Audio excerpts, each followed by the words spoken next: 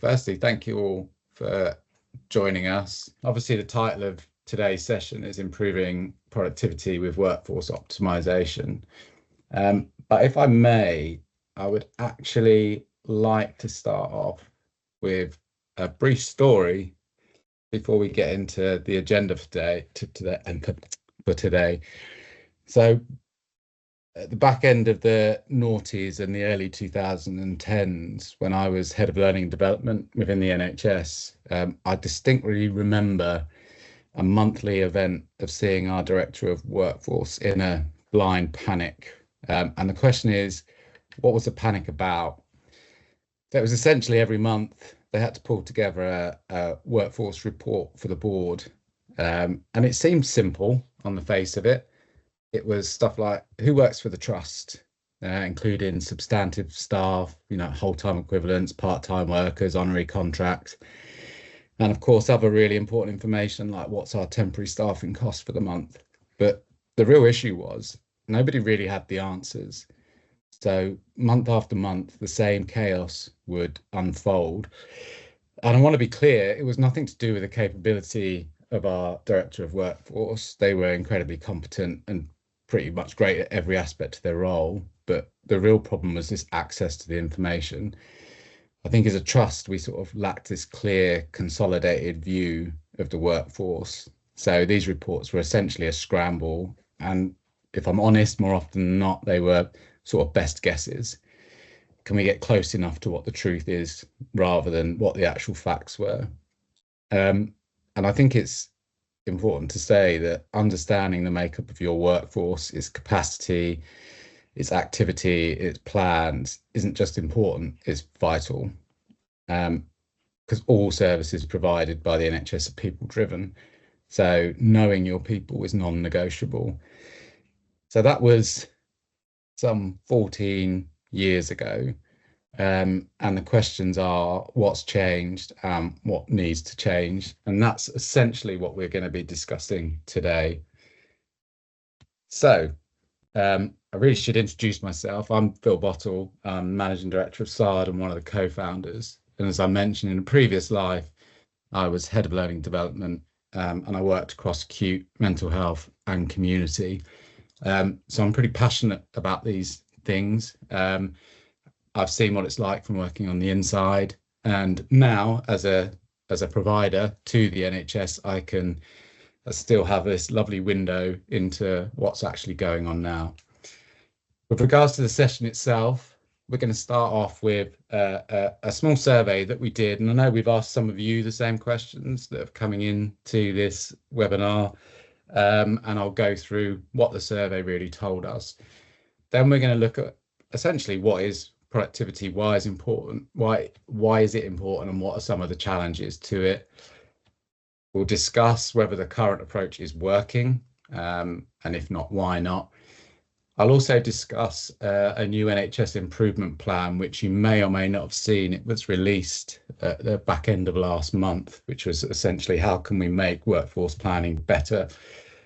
And we'll discuss briefly whether there will be positive change from that. Then we're going to consider the root causes of workforce planning challenges, which essentially lead to good or bad productivity. And then we're going to talk a little bit about the new approaches that can be taken and some of the results. And I want to be really clear, this is not a sales call. This is an educational piece. This is us sharing what we know, what we've seen, and what can work. You'll also have to excuse me because I'm going to try and provide some context. It may seem like there's a little bit of doom and gloom around this, but believe me, I have real hope that we can navigate our way through the challenges and come out with something really positive. And as a company ourselves, we're really passionate about this. I know I certainly am, as I say, my background in the NHS. So let's start with the survey. We recently went to a conference and we asked a number of sort of senior leaders, most of whom were chief people officers, a simple question, which was how would you rate your workforce planning on a scale of 1 to 10? And this was the average result, which, as you can all see, is pretty low, below what I suppose most people would consider to be mediocre rather than close to good. And I think we also asked some of you coming into this call how you would rate it, and the results varied. I think we had a couple that were as high as 8. Most of them sort of hovered around the 6 and below. But everyone that we spoke to at the conference was very clear that they knew it wasn't good, but they knew something had to change. And I think that that's why we want to start exploring this with people and explore the question, why is this? So let's go and add a little bit of context to this. And I think the best place to start is, what is productivity? And I want to again be clear, the definition that I'm going to provide here is what I think it should be, not necessarily a dictionary definition of it. But I think in the context of the NHS, it's about delivering the highest possible quality of care and patient outcomes using the available resource efficiently and sustainably while ensuring staff well-being. What I don't think it is rinsing every last ounce of energy out of the staff that you've currently got, because I think we all know essentially where that leads. So why is productivity important? Well, I think there's a number of reasons, most of which may seem quite obvious, and they may be very obvious to you in your roles, but let's go through some of them. So most of you will be aware, if you've not read it, you'll at least be aware of some of the outcomes of the recent Darzi report for 2024. I actually did a piece where I compared Darzi's 2024 report to his 2008 report, and there was some striking similarities in terms of the actions that were put in, but there was a very, very different tone in terms of urgency about undertaking these actions. And one of the key areas that he talked about was there have been a growth in staff numbers, but there have been stagnation in terms of productivity. Also, we've got a new government. And there's been a few comments that have come out of the government which relate to this. I think Wes Streeting said that the NHS is broken. Now, I'm not going to go into whether or not I agree with that statement, but it does paint a pretty dire picture. And he has, even before coming into government, had quite a big focus on productivity. We are going to discuss productivity in here around the idea of workforce planning. I appreciate there's other areas where productivity can be improved, but our focus today is really on that. Also, Keir Starmer said no more funding till reform, and that is obviously an important message to put out. And it's like, okay, well, what do we need to reform, and how can, within the context of workforce planning, can we help improve things? So when investment does come in, it can be utilised in the right way, which really brings me to the next point, 88 billion. That's roughly what the NHS spends on its workforce out of 178 projected amount of funds that are available to the NHS next year. And I think most people used to sort of the old adage that your most valuable assets are your people. And I think that's true in most places, but it's incredibly accurate here. Services don't run without people. So we need to know that we're utilising them as well as we possibly can. There are other factors, of course, that you will all be well aware of. Increasing demands on services, ballooning waiting lists, which will have an effect on patient outcomes. Again, most people are aware that the earlier you can intervene and with a patient, the more likely the outcome is going to be better. Of course, there's the workforce and well-being side as well. You know, we've all seen burnout, we've all seen people leaving. I think at NHS Confed last year, not the one that I think it was last year, I went to a talk where they said for the first time in the NHS's history, the number of people being recruited into the NHS was less than the number of people leaving. So it's imperative that we retain the people that we have and we attract more people, because I don't think they're going to come in and be overburdened and burnt out. And then, of course, there's the money side of things. I think most trusts are in a situation where their contingency spend is very high. And all of these things combined are why productivity is such a clear focus within the NHS. So why is it difficult? Why is it difficult to achieve? And I'm actually going to go back to the original story here. Um, and I think in large part it's because the basics aren't in place. And that isn't from the want of trying. And I want to be very clear on that. This isn't an attack on the NHS or how well you're doing. I think there's, as we'll get into later, some really clear reasons why this doesn't happen. But we often ask people some very basic questions along the lines of who works for you, what do they do, what capacity do they have, and what are the demands on your services? And in most part, they're really difficult to answer. But as they're such an important part, as I say, half of the budget of delivering services, it's really important that we know these things and we're able to take what the demand is and analyze it against the capacity that we've got. So that certainly is one of the reasons why it's difficult. Without the basics, it's hard to have the foundation on which to build upon. So current approaches, are they working? Well, I think the simple answer, if I'm honest, is no. And that's quite difficult to say because a lot of what I'll talk about is a system approach. And it's hard to say because we've been providing systems for a number of years. That isn't to say that they're not important. And again, I will get to that. But we have to provide some context around this. So what you're looking at the moment is the 2023 NHS England Workforce Productivity Report. And for most of you, you will probably be well aware of the levels of attainment, which range from level 0 to level 4. And this report was based on self-reporting. And as you can see, the survey response rates were pretty good. I think the lowest was 86% of a region reported. But the level of attainment average was very low. It's not 0.3 out of 0.4, it's 0.3 out of 4. So most trust on this, I think there is a very small handful that self-reported that they were at levels 3 and 4. The other correlation within this report was actually there was increased access to systems, to job planning systems. And the responses you're looking at now is across job planning for all clinical groups. When you just apply it to job planning for medics, which is more complicated than most of the other clinical groups, the actual average went up to 0.6 against these averages, but compared to the year before, it went down.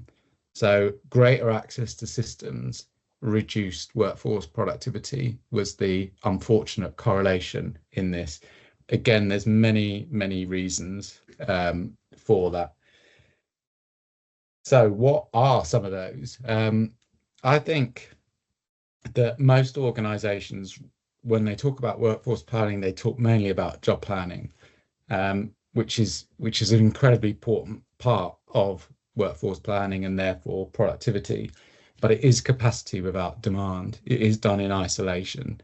And there are lots of issues with the job planning process that we'll get onto. I think I mentioned the systems. So most trusts will have access to or have bought a job planning system into the trust.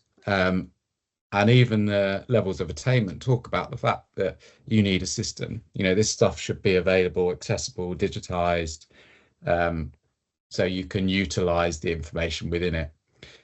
Part of the issue with this is it doesn't really solve the overall workforce planning issue. And it leads to two things, which I've termed as cyclical failure and feature bloat. So the cyclical failure is the idea that you buy a system and you don't get the engagement that you need from that. You don't get the information you need from that. And then obviously it's a system problem. So you move from one system to another. And when you find that the next system doesn't provide you with exactly what you wanted, much like the first, you move on to another system. The issue with that is the approach is focused on the system being the solution to the problem. And again, I'm going to cover this in a little bit more detail as we go along. The other problem with the systems approach is feature bloat. So as this is a really complex process to undertake, understanding who your staff are, what they're doing, how to plan for them, how that matches demand, and so on and so forth, people start asking system providers to provide more within their system to make up that complexity. So they actually start to add things that the systems weren't intentionally designed to do. And then when they go into the cyclical failure, it's what features do you have? Can it do this? Can it do that? And you start to get this bloat within systems where actually the system should just be providing the process that you originally bought it for. There are other ways in dealing with the extras and the extra complexities. Also, one of the issues of the current approach is, as most trusts will know, is low engagement, and that leads to low compliance. And again, I'll make that distinction later because I think there's a really clear distinction between what engagement is and what compliance is. And if you imagine a scenario where you're trying to workforce plan and be productive, but you only know what 20% of your resource is able to do, it is almost impossible to get the outcome that you need. And therefore, the data that you have, you can't utilize it properly. I think even the levels of attainment to get from level 0 to 1, you need 90% compliance. And there's a reason for that, because it's very difficult to do any form of workforce planning when you only know part of the picture, as it were. So very recently, NHS England released an improvement plan. In fact, as I say, I think it was the 26th of September, and it had a very neat title. And I'll get on to the what's good and what wasn't so good in a minute. The title was Generating Greater Value for Patients Through Improved Planning. And I absolutely cannot knock the intent of this. I've been in this game for a long time, as we all have within SARD and all of those working at various trusts. But very rarely is the idea of workforce planning linked in a patient-centric way. It has sort of over various reports been mentioned, but if you think about it, it is the most important focus. We should be focusing on how do we workforce plan to improve patient outcomes and patient access to services. So for that, it is a really good start. And I also liked the areas of concern that it addressed. I've talked about some of these already, especially around engagement and data utilization, but it talked about consistency. It talked about focus on leadership, push from the top. You've got to have that buy-in. It talked about capability training, so people understood what workforce planning and job planning was and how they should undertake it. It talked about the process structure. It very briefly talked about demand, maybe not enough. And then it also talked again about the performance metrics around the levels of attainment. All those things were great, but the biggest problem was it was procedural. It was telling people stuff that they really already knew, like you should have your appraisal, your job plans completed annually. You should try and utilize the data by triangulating it with finance and HR data. It did mention demand once at a service level, but not enough. And the real problem for me with it was it failed to tackle the root causes and the outcomes of those root causes. What are the real things that are stopping people from workforce planning efficiently and therefore being productive with the staff that they had? I think the easiest way for me to say it is it focused on the what, not the why or the how. And they actually are really important when it comes to this. So let's have a look at the root causes and what the outcomes of those are. And some of these may seem familiar to you, some of them may not. But these are the ones that we've noticed over decade and a bit of working with NHS trusts, and also from my previous experience of working within the NHS. And the first one is around cultural resistance. I think most people, when you talk about something around job planning, they talk about the fact that it's quite protected, and it's also quite a personal process, and people often don't want you prying into what they're putting into these.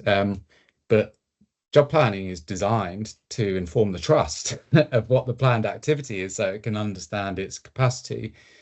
And again, we've witnessed many job plans that have sort of 18 PAs of DCC plus SPA and so on. It's if people don't get the opportunity to sleep, they must be working 24 hours a day. So we need to remove the barrier of cultural resistance. And one of the ways in which you can do that, as we'll talk about in the new approach, is ensuring that you start with the why. Why are you doing this? Why should you be engaged? There's also a lack of perceived value. I've asked a question a number of times when we've spoken to trust, what do you do with your job planning data? And the answer often is, well, we make sure it's in the system. So if there's any dispute, we can go back to it. So it's not proactive. It doesn't necessarily impact sort of like the requirement to meet service objectives and all of the stuff that should come out of it. So it's seen as an administrative task, and something that has become infamous within our organisation is Professor Joe McDonald, who's here, who describes it as a meaningless paper chase. And if that's the perceived value of the job planning portion of workforce planning, then there is little hope that you'll be able to move on to the other stages that you need in order to actually be able to do this well. So that lack of perceived value is part of the reason why there is low engagement. And as I mentioned before, you can't workforce plan if you don't have a decent understanding of your capacity. Another root cause is around the getting the basics right. As I say, there should be a focus on that. You know, at the very least, we should know who works in the organization, what they do, what capacity they have, and what demand is coming into those services, and how we can then measure those two things. I think I've already talked about, again, the wrong focus. Systems as a silver bullet. I think that's been sold to a lot of people. Get a system, it will improve things. And it will, it absolutely will. As a company that's been providing systems, it will, but in the context of the holistic view of workforce planning, which is not just what is the capacity, you have to look beyond that. So as I mentioned, what isn't the problem? But if I actually think about or try to assess what the real barriers are, what are the things that really stop trusts workforce planning well, it's these three things: time, capacity, and capability. And I'll give you a couple of examples or another short story about it. So we developed a new system which was designed to measure demand against capacity and provide gap analysis and the opportunity for service redesign. And we showed it to quite a large number of people. And the one phrase that came out of it was, this is a game changer. This is going to provide us with the information that we need to be able to workforce plan properly. And the interesting part of the story is nobody bought it. And the reason why they didn't buy it was because they wanted the outcome that the system could provide, not necessarily the extra work or the complexity. And that was based on the fact they didn't have the time, the capacity, or in some cases, the capability to utilize the system to the ends that it required in order to get that really good workforce planning into the sort of culture of the trust, into the outputs that it would allow them to. So these three things are really core and fundamental to why workforce planning doesn't work. The other things that we will discuss in a minute in terms of the new approach are important, but until you get over the barriers of this, it's very difficult. And I know that as a message, that's well, yeah, but how do we solve that? How do we actually we're not going to have more time. There is more burden on staff. You know, we're not going to have more capacity to do it. We know, and the time issue means that sometimes we don't get the opportunity to send people out on training so they can understand what good job planning looks like, what good workforce planning looks like, to understand the context and have the expertise to deal with it. We will get to that in the new approach in a minute. So what is or what am I sort of touting as a new approach?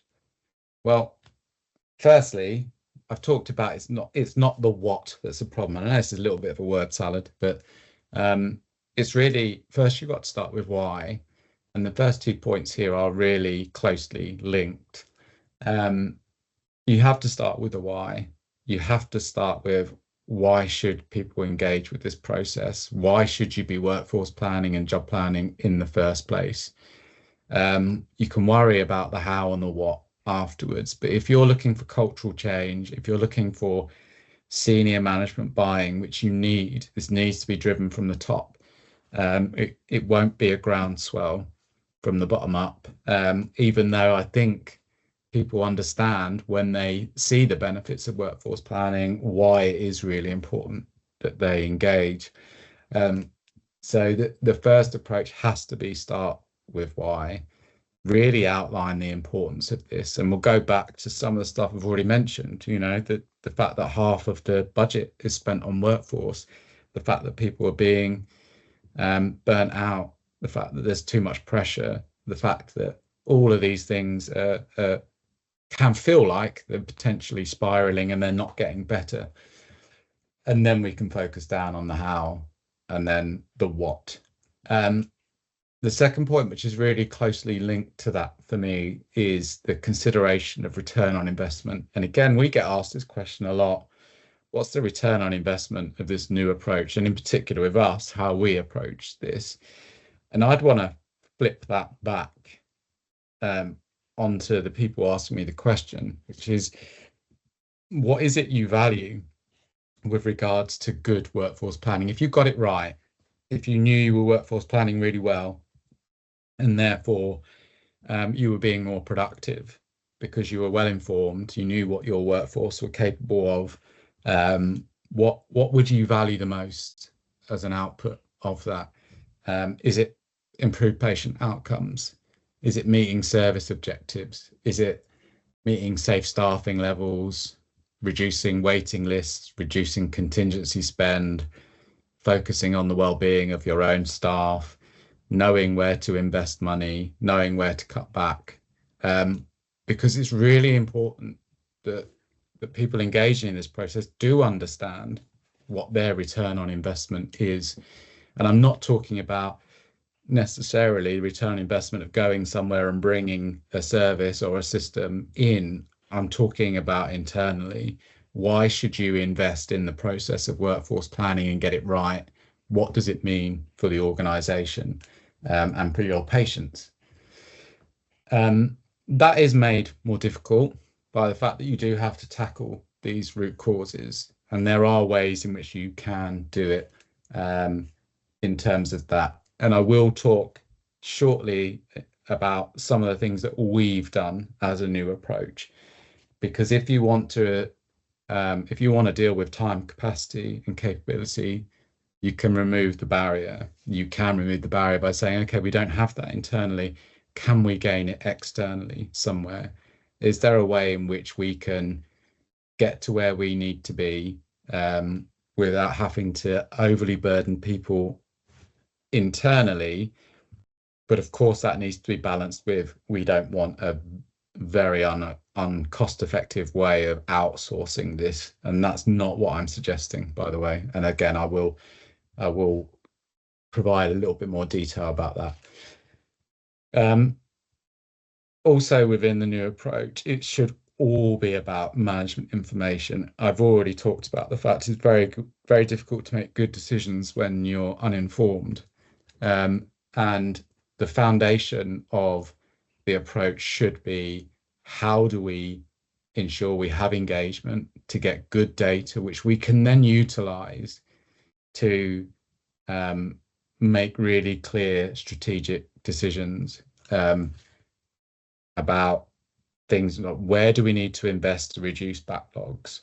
Where can we reallocate resource where we've got some oversubscription and undersubscription? And that is true. That happens. We've seen it. I think there's often the perception that every service within a trust is full to capacity.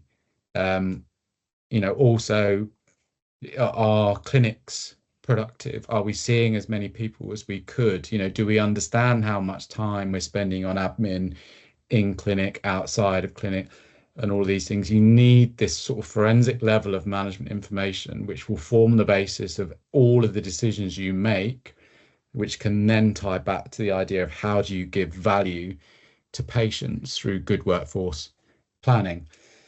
And the approach that we've started to adopt, and which I advocate a lot, is this move away from system focus, this individual system focus.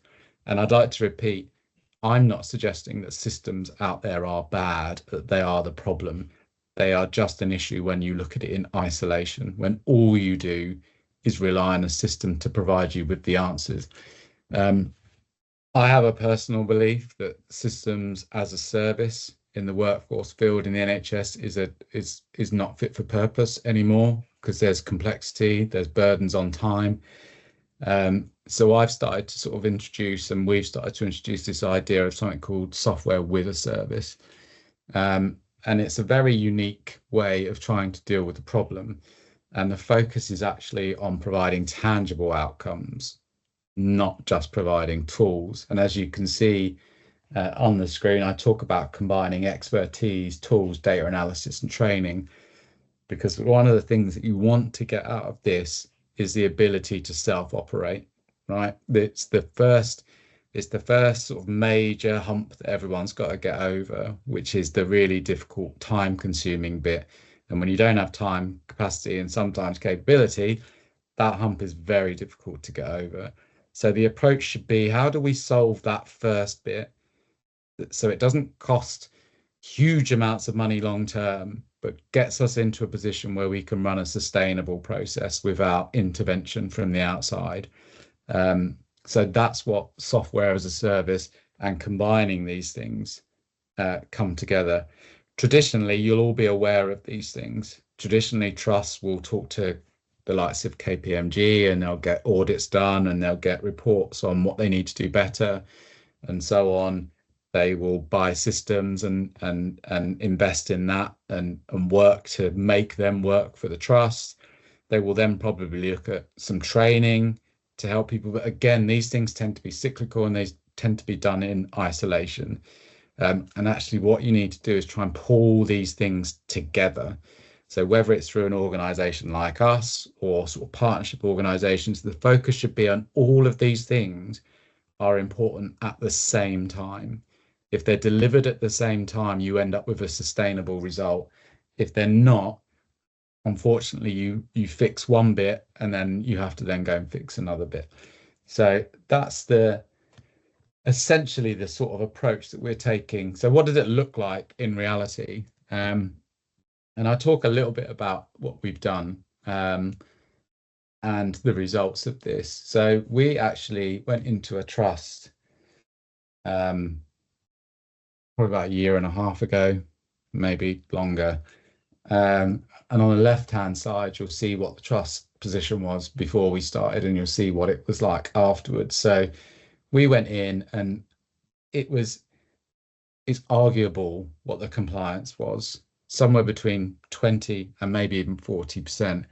But compliance was based on the fact that there was a job plan in the system. It wasn't, was it a good job plan? Was it useful? Did it provide good information? It was, there is something there. After we left, there was 97% engagement. And I said earlier, I was going to talk about the difference. And I think it's really important. Compliance is a tick box exercise. You can be 100% compliance, and that's great. It should mean that there's a level of engagement, but engagement really is, we know why we're doing it, we know why it's important, and we feel it's important that we engage in this process. And you're much more likely to get vastly higher quality capacity data out of that. Also within this trust, we noticed that within the information that we could see, there was about £5 million worth of uncodified spend. And that's essentially the idea of, someone said they're doing a programmed activity, we don't really know what it is. So that's £5 million worth of activity that's taking place, and nobody really knows what it is that they're doing. And it's not a suggestion that you're wasting that money. It's just that you don't know what you're spending it on. Again, when we left, that was zero. There was no uncodified spend. It means they knew exactly what people were doing and when they were doing it. And then the final thing was around, I've put team job plans, but this is really the idea of understanding what your capacity is within a service or a team and what the demand on that service or team is, and being able to run a gap analysis to work out where the shortfalls are, where you may be oversubscribed, where you're undersubscribed, where you should reallocate resources, where you can maybe push some work outside of a medical group into other clinical groups. And when we started, they had none of those. When we left, every team had one. And it was important for them moving forward.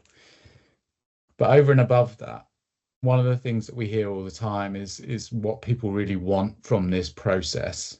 Like, 4 or 5 key things that people want, and this is what this particular trust was able to gather. So engagement, we've already talked about this. It's really important. If you're going to workforce plan, you need engaged staff. You need them to undertake the process, so you've got good data that you can utilize to make good strategic decisions. Oversight was another one.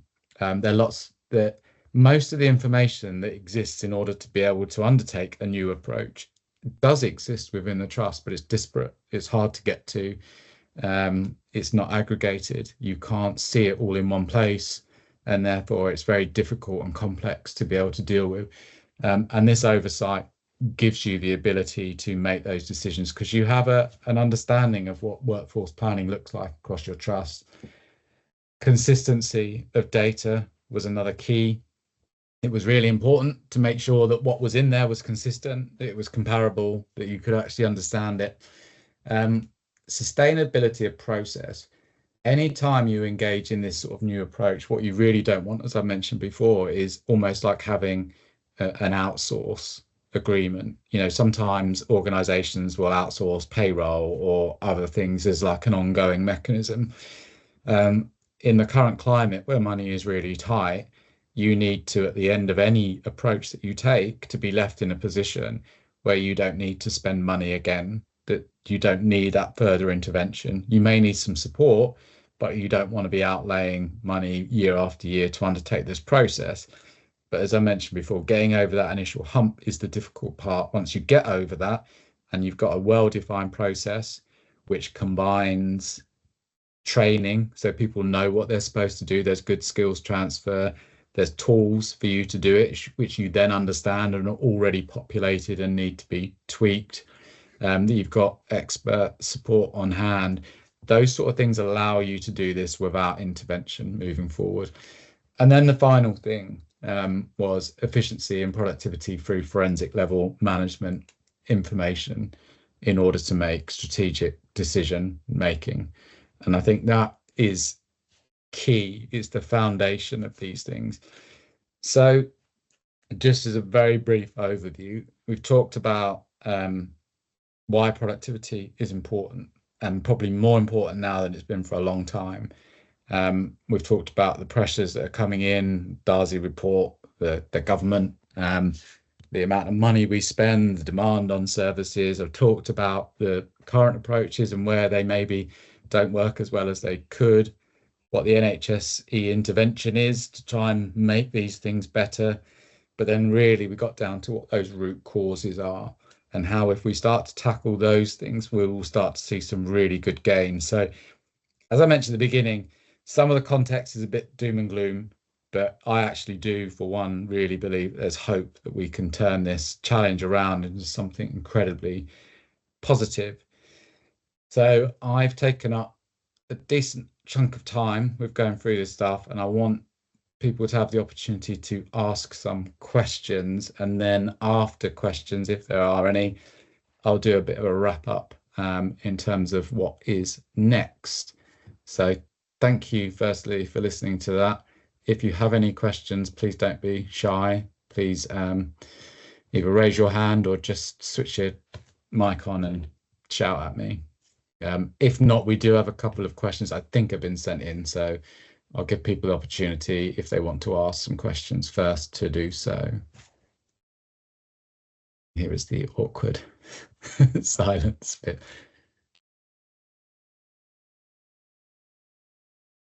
Or equally, this is where I realize there's no one on the call.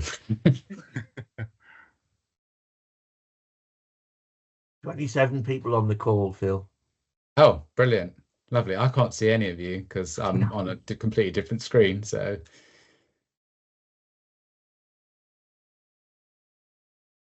right, there's a question. Can you read them, Chris? Because I can't. I just saw something flash up and go away. Yeah, no worries. From Tim Ewan. How much of this should or would happen at ICS or ICB level rather than trust level? Well, I think the obviously for an ICS ICB level, it's important that they have consistency across the group, that they understand that there is consistency in how workforce planning is done because they're looking at the whole.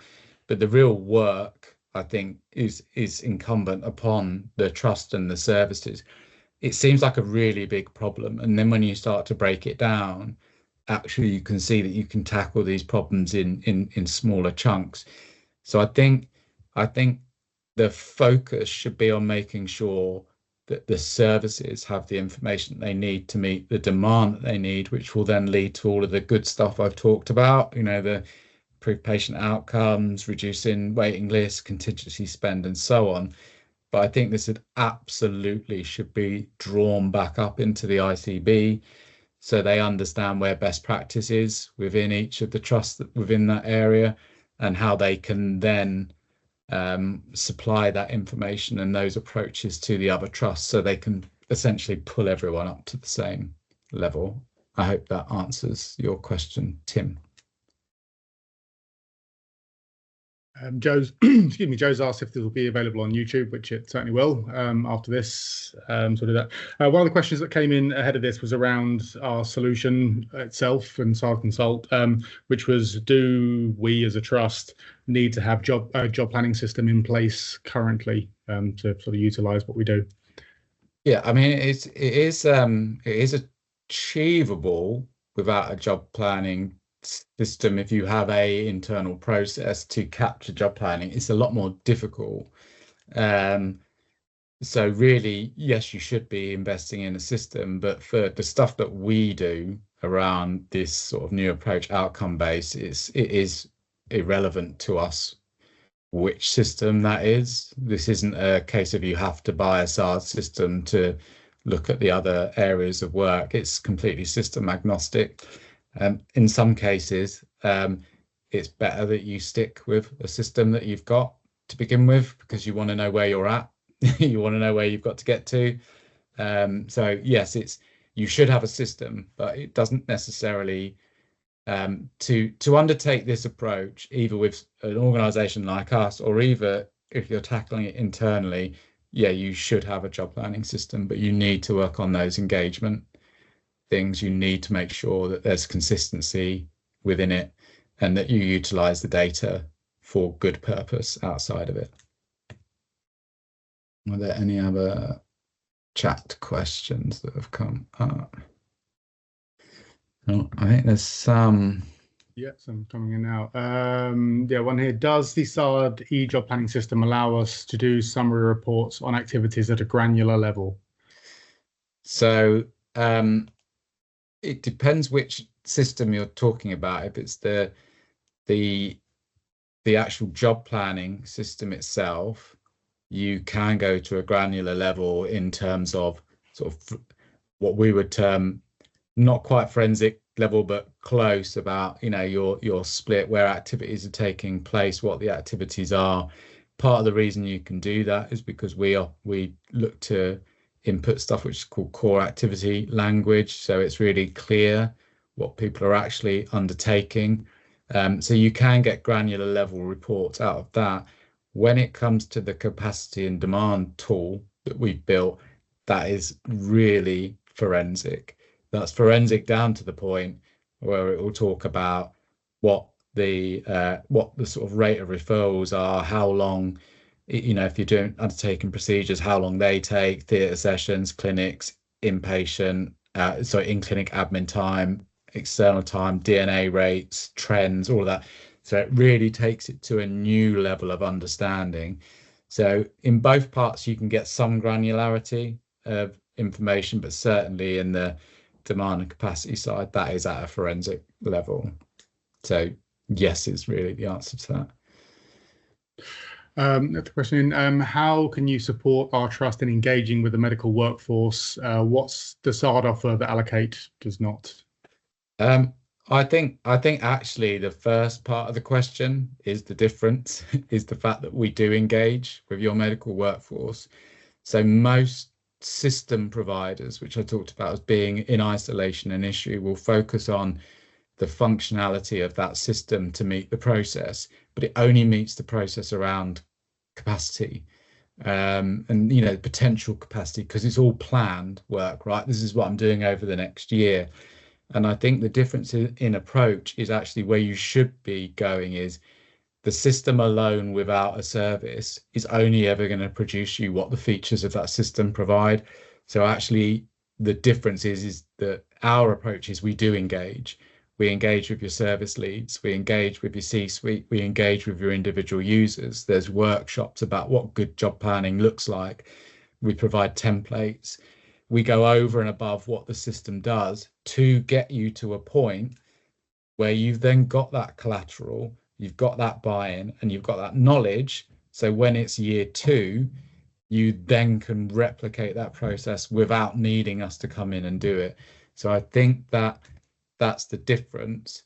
In terms of the system side of things, the difference between ours and Allocate, I'll be really honest, there's most system providers have worked on the same features. Some we focus a lot on sort of customer support.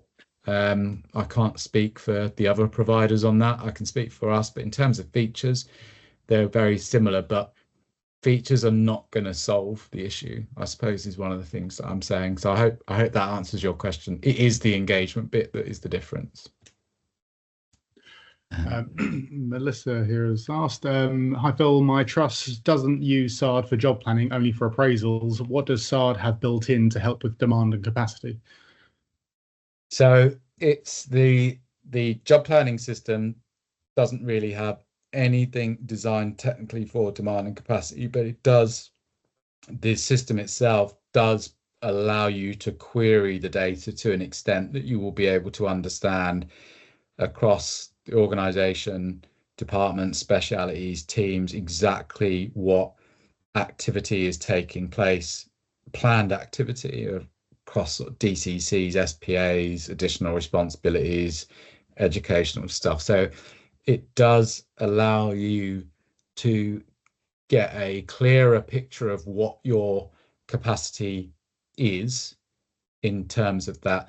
But it's really the demand and capacity tool which sits outside of that provides that information. But actually we can grab, so if you use a different job planning system, let's say it's Allocate or one of the others, it doesn't matter to us because our demand and capacity tool is completely system agnostic. It doesn't matter where the data comes from.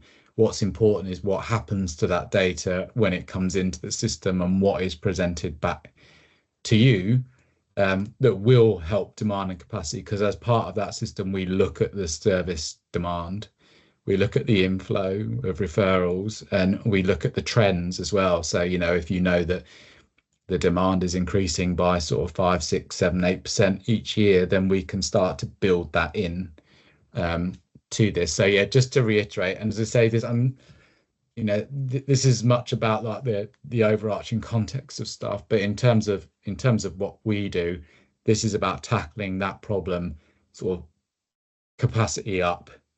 So we can help you get the capacity to the right level, but it's what goes beyond that it works with. I think Brian has added something in there if people want to have a look. Yes. So does SARD interface with ESR? And there's a thumbs up. So yeah, well, yeah, does it? Does it? Not directly in the traditional sense. No. I don't know if one of my technical colleagues wants to. I can come in on that. Yeah, there's obviously we grab ESR data as part of the process, but that's not through any particular technical interface. Although there are some of those things do exist, and we do have an API that we built to connect to ESR. But mostly that goes about we get that data through downloading reports, and we do that hard work of feeding that data into the system. But aside from that, there's ESR are building a new API interface which allows us to connect to a system and feed job planning capacity data back into their system. IBM have just built it, and I believe it's being piloted they did give us timescales. I think it's in April next year, and we're engaged with NHS, who is it these days, BSA, on utilizing that API, and they've actually asked us to try and find trusts that would be willing to be pilots for that system. So yeah, it's in the hands of BSA really, but there is an integration. Thank you, Kev, for that. I'm well aware there's only a few minutes left, so what I wanted to do is, I know there's a couple more questions coming in, and I think that yes, for those that are talking about demos and discussing outside the call, and Laura will get back to you, but I just wanted to really briefly read quickly what Brian's written and then talk about the next step for us. So Brian put in, we support the trust to get the messaging right to the senior medical workforce so that they understand why job plan delivery is business critical and focused on workforce planning / capacity versus demand, with clear output and less focused on PAs in pay.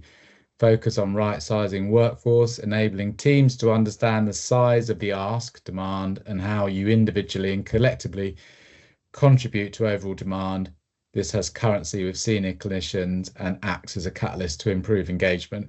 And I would like to say that that is exactly what we see when we get involved with trusts. So I appreciate time is nearly up. I really just wanted to briefly let people know that because the intention, I know there's been a lot of focus in the questions, certainly around what, the sort of services we provide, and that stuff's great to hear. But most of the purpose of this was really to sort of explore this. Can we do things differently? Can we ensure that workforce planning becomes a strength, not a weakness? And what are the benefits of that? So if anyone in the webinar is interested in more details about how we delivered some of the transformational stuff we did, and combining data analysis, training, expertise, tools, and sort of tangible outcome stuff, looking at engagement, oversight, consistency, sustainability, all of those things, you can either sort of reach out to us for a discovery call, where what we basically do is we just listen to your unique situation, because this is not a one size fits all. You've got to understand context, progress, and all those things. Or equally, we will be running another webinar where we'll release the date of that, where we actually go into more detail about the case studies of what we've done and what the outcomes of those are in a little bit more detail, so you can understand operationally how those things work. But this, as I say, was as much about providing that context, to really giving a call out to say things need to be moving in a different direction. So I'm really grateful for your time. I appreciate you're all busy. I hope you found it useful. If you have any questions at all, can you direct them towards Chris Giles, who's on the call? You should all have his email, because I think he would have messaged you all about the link for the system. But beyond that, thank you very much. I hope you have a wonderful day all, and look forward to engaging with you all in the future.